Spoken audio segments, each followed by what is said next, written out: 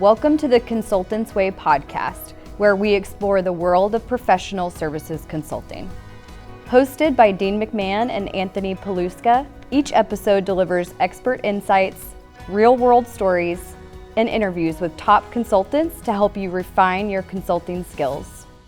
All right, thanks everybody for joining in today. Today we have Charles Rattray with us. He's an accomplished PS leader. He has got lots of experience from across a bunch of different companies. I'll let him introduce himself here shortly.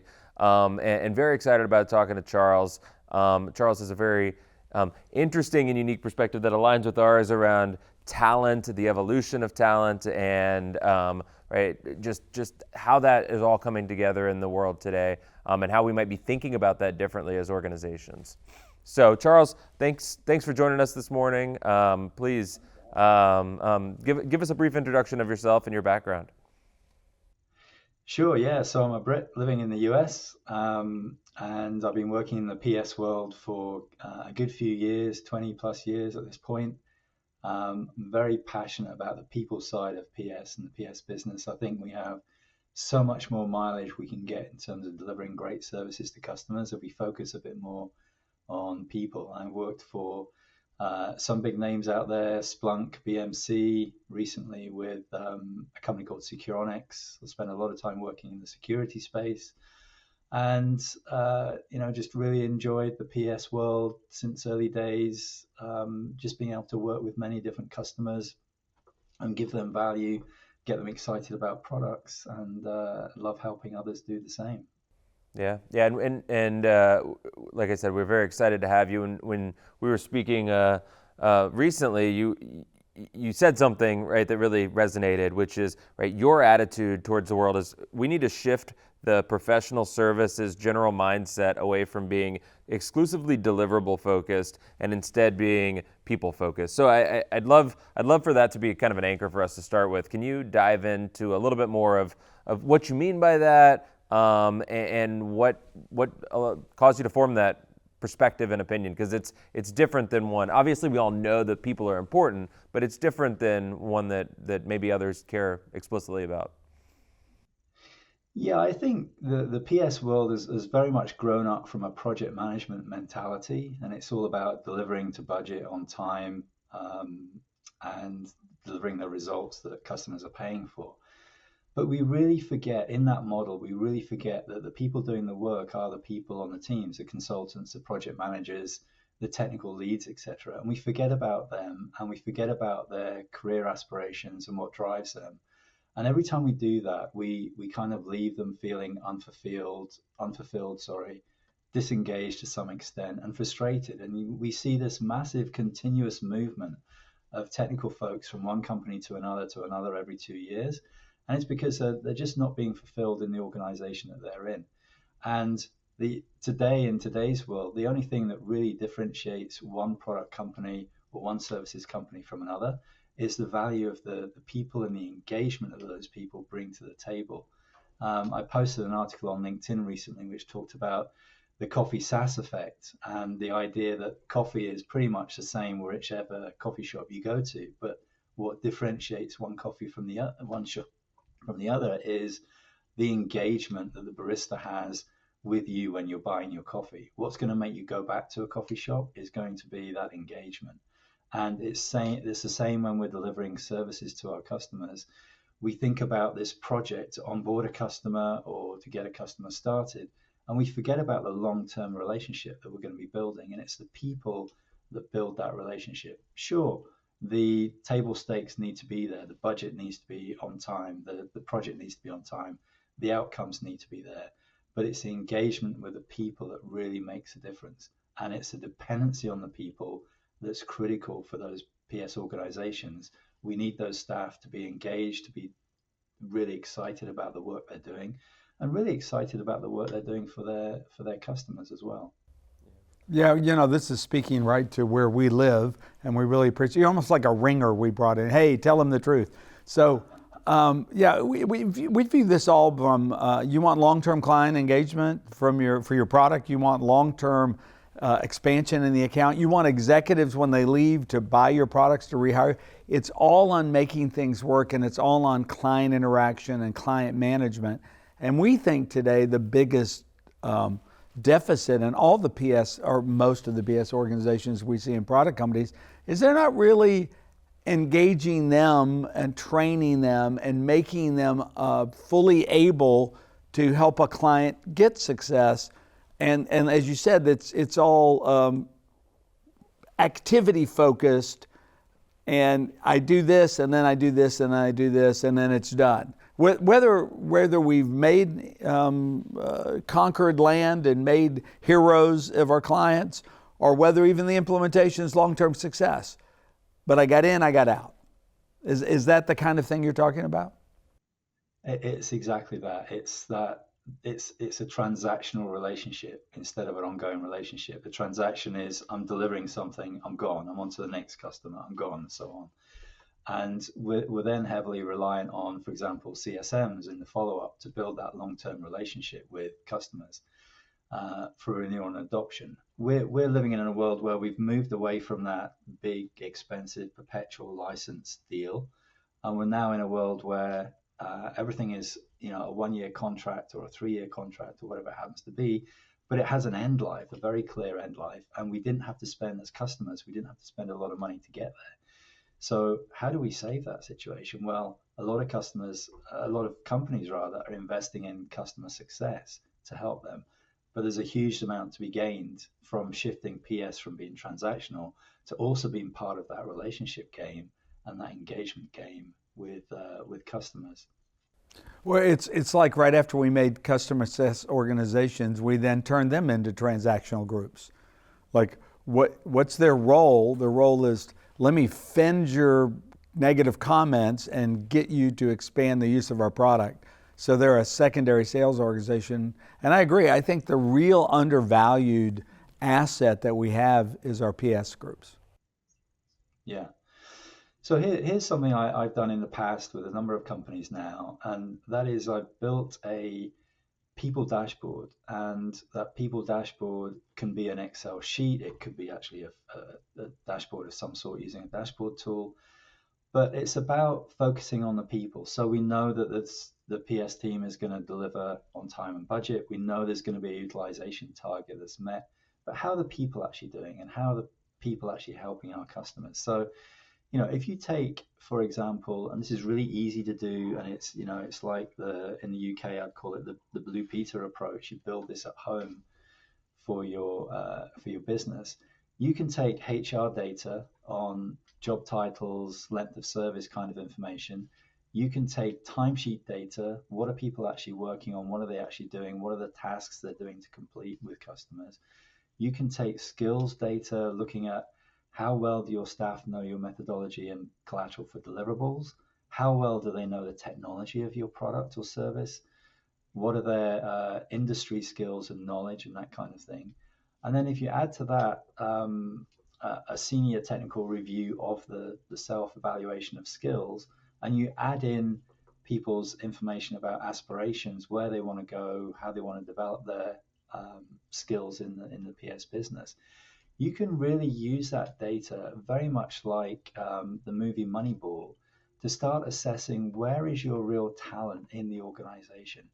When we have an emergency, we immediately jump to who's our best talent, who's our super consultant, and we burn them out, we spend them on dealing with customers, and it's not always the right way to go.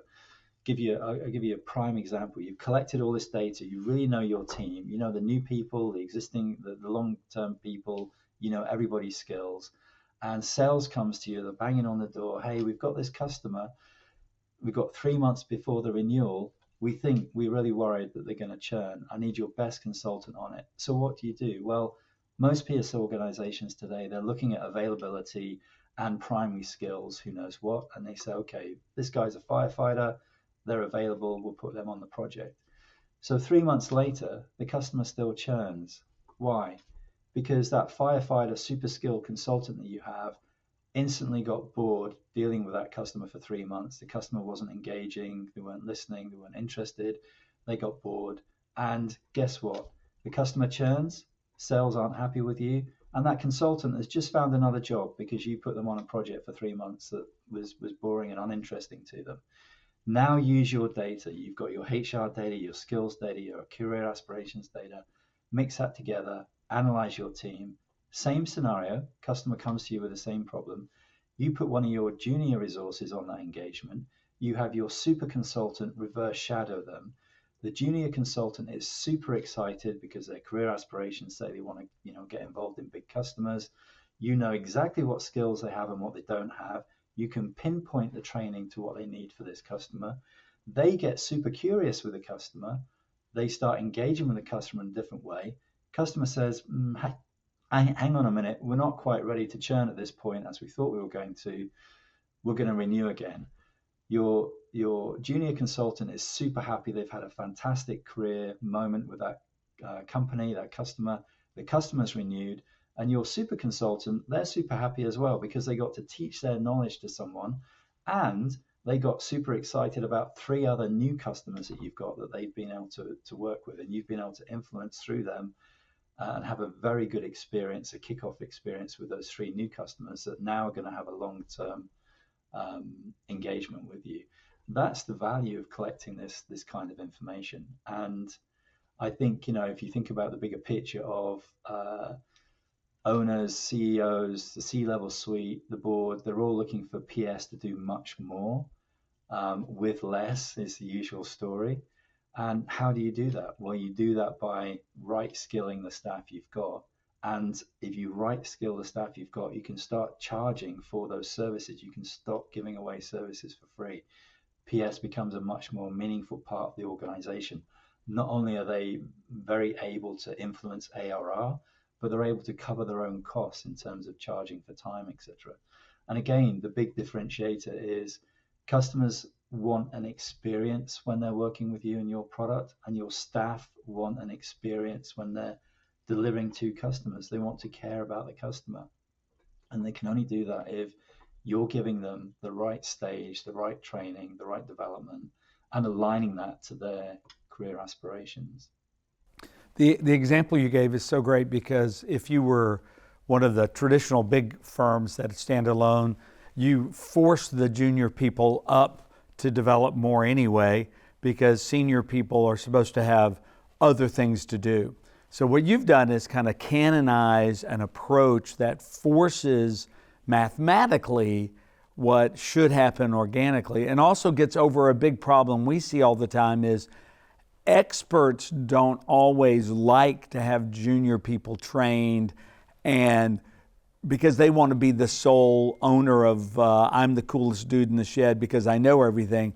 Your example forces us to say, hey, yeah, but you're going to have to coach this person. You're going to have to teach them. I like that a lot. Yeah, and it's encouraging your team to in that example, having the more senior person do the coaching.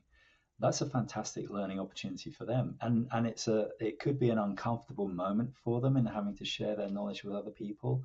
But if you go through those uncomfortable moments enough, you come out the other side feeling comfortable again. You've grown, you've expanded your skills and experience, and that's a very powerful and engaging thing that will keep you in the organization, I think, rather than job hopping every 2 or 3 years, which is what we see in the technology space at the moment.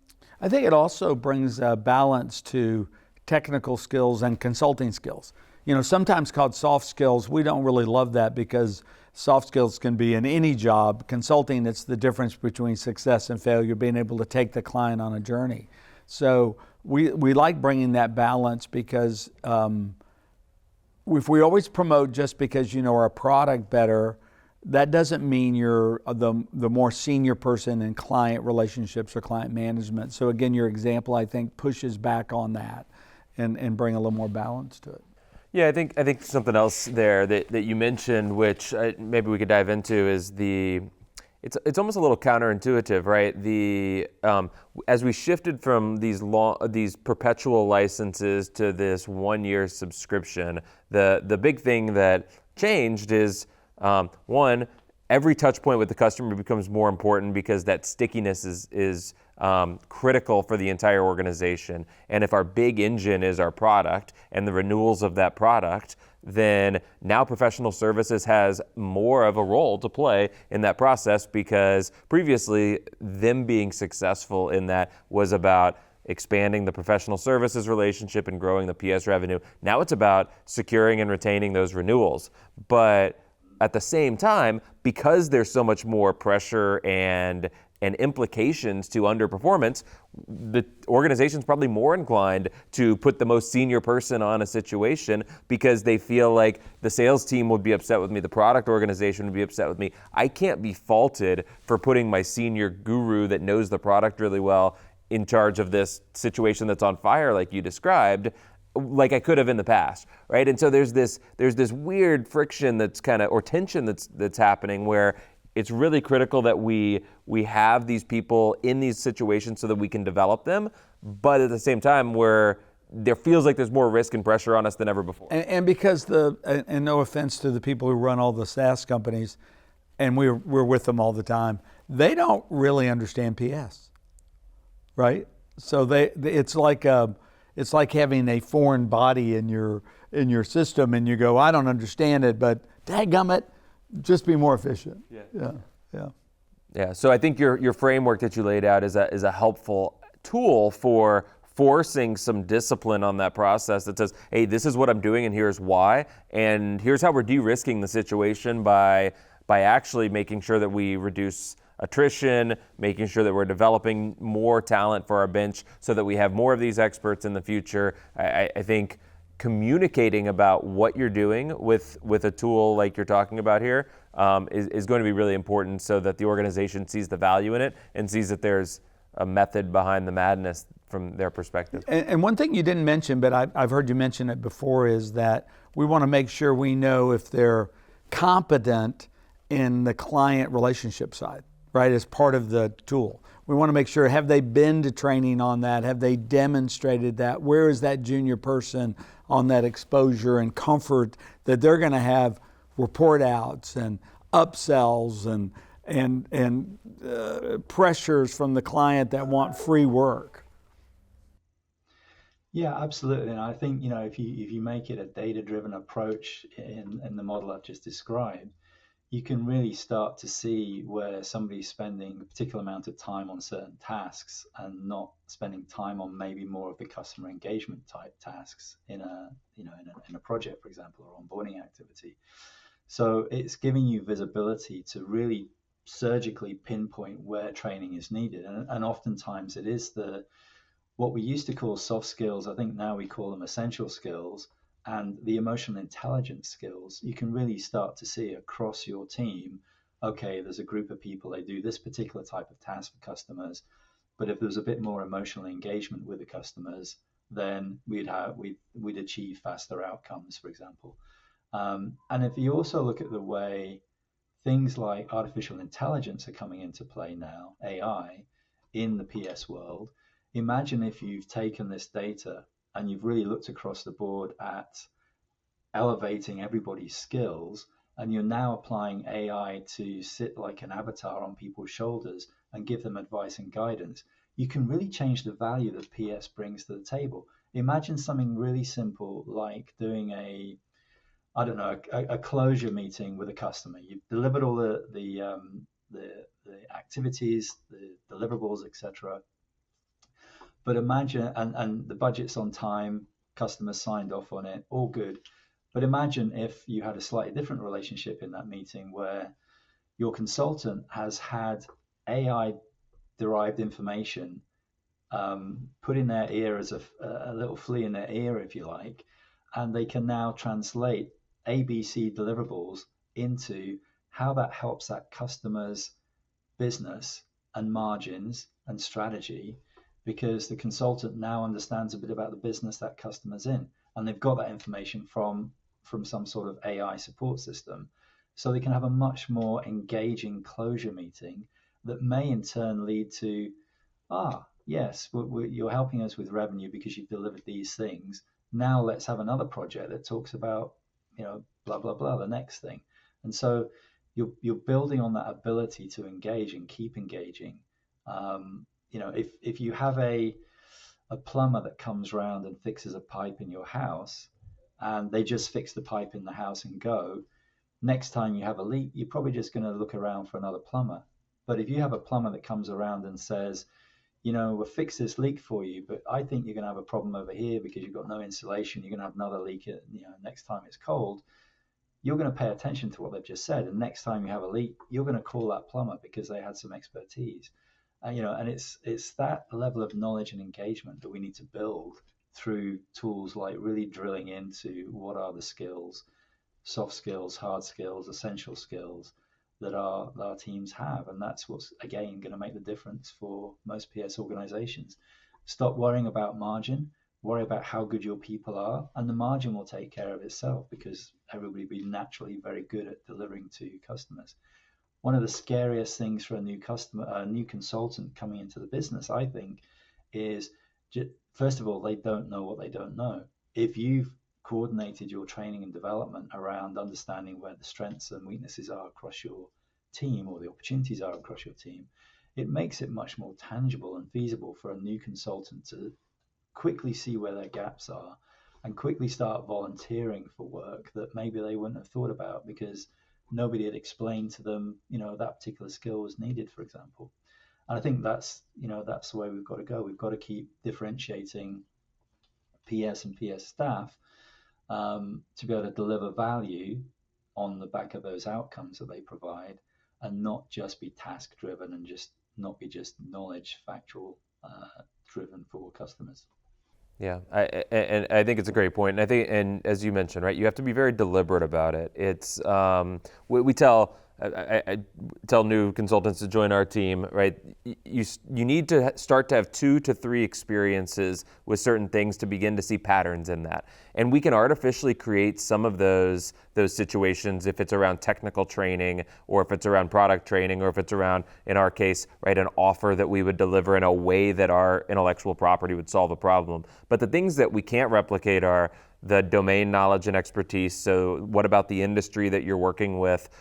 What about the client challenge that you're experiencing? The first time you're going to come across those, it's going to be a learning journey for you. And we don't expect you to figure it out the right way the first time around. And so the faster you can get and build up that inventory of 2 to 3 data points, you can start to recognize these patterns, understand how you can respond to it, because you can't just classroom train that piece of it away. You have to get them in the field, exposed to those sorts of things. And if you do that deliberately and you're not overly concerned with get in, get out, get the task done, or focusing on your margin problems, those are things that you can accelerate in the journey and complement all of that with how do we prepare them as much as they can before they face that. But they still have to encounter those things because there's so many permutations of it, you can't possibly plan for it all. Yeah, it's a combination of really good training and really good coaching and in the field as things go on. Hey, two things you mentioned that we would probably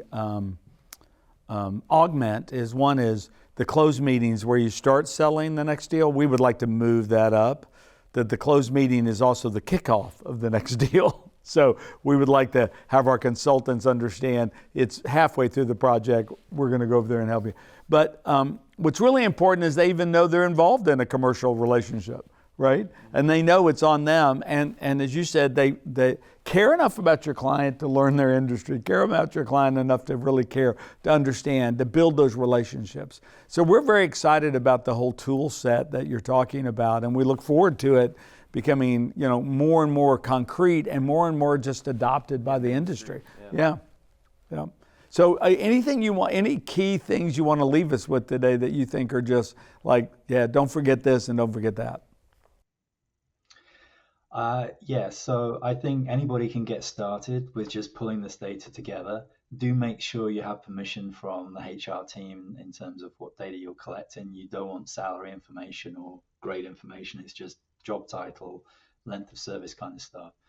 And when you're collecting information about skills, depending on where your team is located around the world, you need to make sure that you've got the permission to do that. So double check that. But it's so easy to start pulling this information together. I would also say, do start really thinking about timesheets. And if you're not doing timesheets, some organizations aren't, then you need to be doing that. But do start thinking about how you're using timesheet data to augment this analysis of where the skills are needed, etc. And take a step back for a moment and really think, how is this data going to help me improve the engagement of my team? because my team being super engaged is what's going to give me a much better differentiated outcome with customers. So it's easy to get started. If you're not super duper on Excel, you can get some help from an analyst in the finance team. I'm sure you can borrow some time. But start pulling that data together. Start looking at where people are spending their time, and start doing those surveys around skills and career aspirations. It's incredible what you find out when you start talking to people about where they're going from a career perspective. And it's incredible how powerful it is to align somebody's career aspirations to your company's current strategy. When you get that alignment right, you get super motivated people who can't wait to get up on a Monday morning and get on with the next customer project. And that's what we're all looking for. Amen to that. Yeah. If you've got an engaged team, you're going to get the best outcomes for your clients, and everybody wins in that situation. So we support all of that for sure. So, well, thank you for hopping on and joining us today, Charles. This has been a wonderful kind of deep dive into this process, and like Dean said, we're very excited about seeing more and more organizations adopt a very similar strategy. So what I found really interesting about Charles's strategy of how to use a tool to enable PS to act more like a consulting firm.